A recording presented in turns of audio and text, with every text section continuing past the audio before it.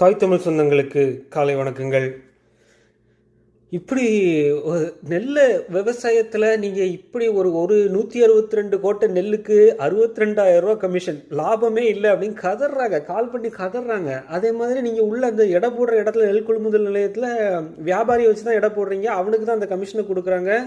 Market விலைக்கு அதே விலைக்கு தான் நீங்களும் எடுக்கிறீங்க அந்த கமிஷன் போக.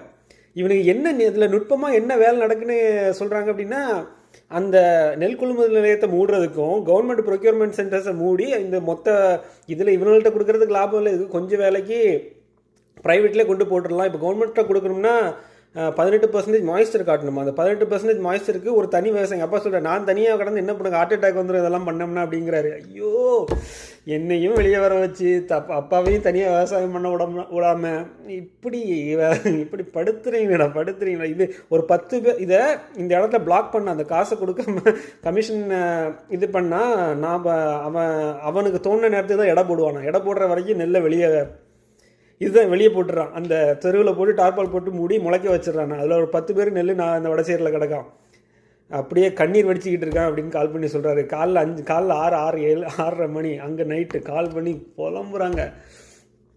விஜய் ஒருத்தர் தான் பேசுகிறாரு அப்படின்னு சொல்லி சொன்னாங்க. விஜய் பேசினாலும் அந்த விஷயம் கொஞ்சம் வெளிச்சம் வருது. இது வரைக்கும் கலெக்டர்கிட்ட விவசாயிகள் குறை தீர்க்கும் நாளில் இது வரைக்கும் சொல்லி நாங்கள் பார்ப்போம் செய்வோம் மேலதிகாரி வரைக்கும் போகுதுன்றாங்க. இந்த இப்படி விவசாயிகிட்ட அடிக்கிற காசை வாங்கி தின்னா ஒட்டுமா? அதிகாரிகளுக்கும் உங்கள் பிள்ளைகளுக்கும் ஒட்டுமா உடம்புல? கொஞ்சம் சிந்திச்சு பாருங்கள். இதெல்லாம் என்ன கொடுமைன்னு இந்த நாட்டில் நடக்கு. இவங்களை விட்டு வைக்கலாமான்னு கொஞ்சம் சிந்திச்சு பாருங்கள். வாழ்க வளமுடன்.